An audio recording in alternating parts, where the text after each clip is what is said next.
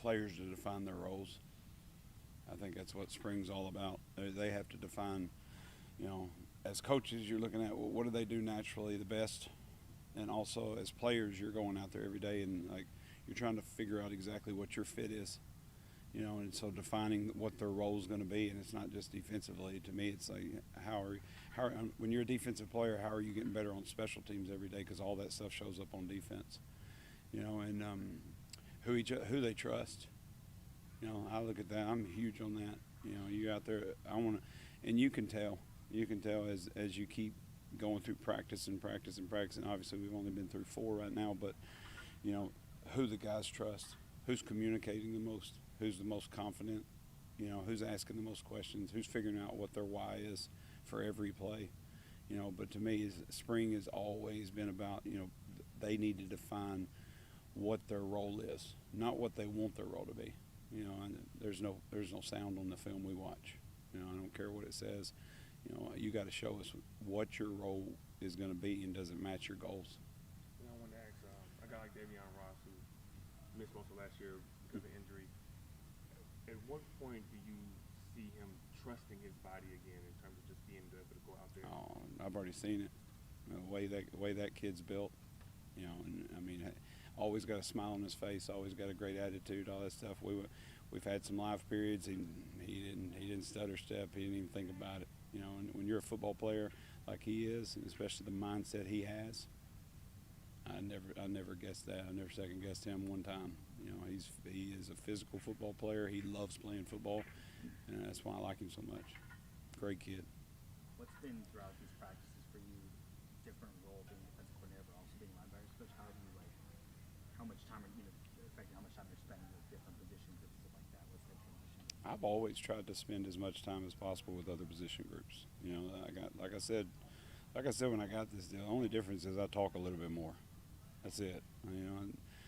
I think it don't matter if you're a position coach, coordinator, or whatever it is. I don't think any of that matters.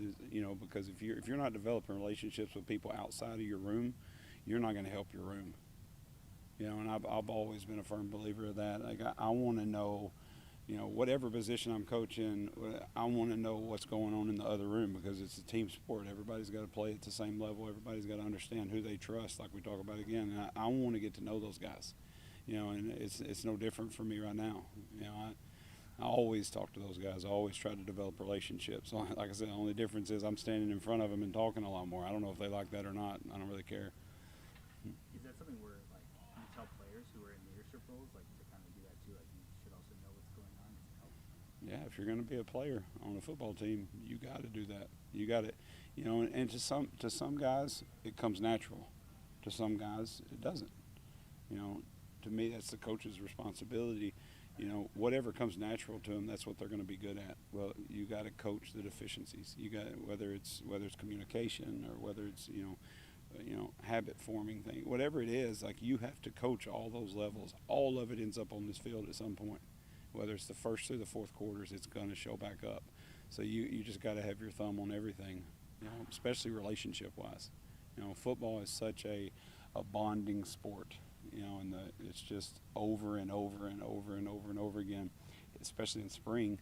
You're hitting each other every day. We're not playing anybody else. So, how are they working with each other? Because that's going to show up in the fall. Going back to the trust, is that, in terms of players establishing that trust, does that have to be 100% player-led? How do you? If we want to be the best possible team, absolutely. Best teams I've been a part, it's player-led. Now I got to show them how to get there. I got to fine tune it. I've got to be able to control it to a certain level. But the great teams I've ever been a part of, that's player led. Those are guys that are showing up when they're not scheduled to. And finding out answers that they might not be scheduled to find out that day. That's player led. But you're still coaching that. You know what I'm saying? You're not just sitting back, well, they're not player-led, I guess we're going to be bad. No, it's not that. But, I mean, you're trying to teach them, just like I was talking about, in relationships and all that. You're trying to teach them this is the process every day.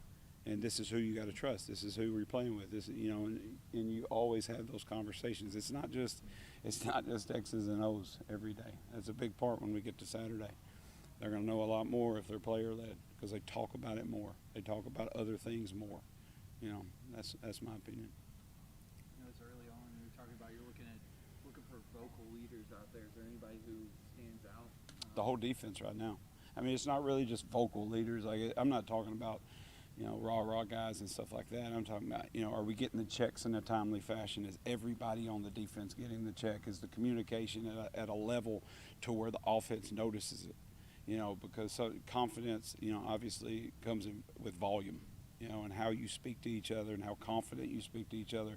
You know, that shows a lot. That shows how much you're studying the tape. That shows how much that you're understanding your job and your scheme, and that shows the guys that are going to find the why for their job. You know, that's how I always look at it on defense, because there's so many different pictures they're going to see for every little call or whatever it is.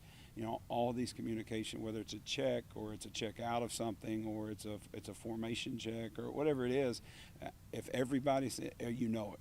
You know they know it. It's just the volume that you're looking for. One of the things, like in last couple of days, hip drop tackles in the NFL, does that affect how you're going to teach tackling at all, or is that just like that's their thing? Run your feet. To me, like, it doesn't matter. Like when you talk about tackling, the guys that are the best tacklers, their feet never stop. You know, if your feet never stop, the hip drop doesn't show up. You know, so I don't know. I haven't really looked into that a whole lot. It hasn't changed the way I'm teaching tackling right now. But the main thing for me is we're running through hips. We don't want feet to stop. You know, and I think if you do that and don't slide down, you don't have a hip drop tackle. You know. Thanks, Jordan. Yep. Thanks.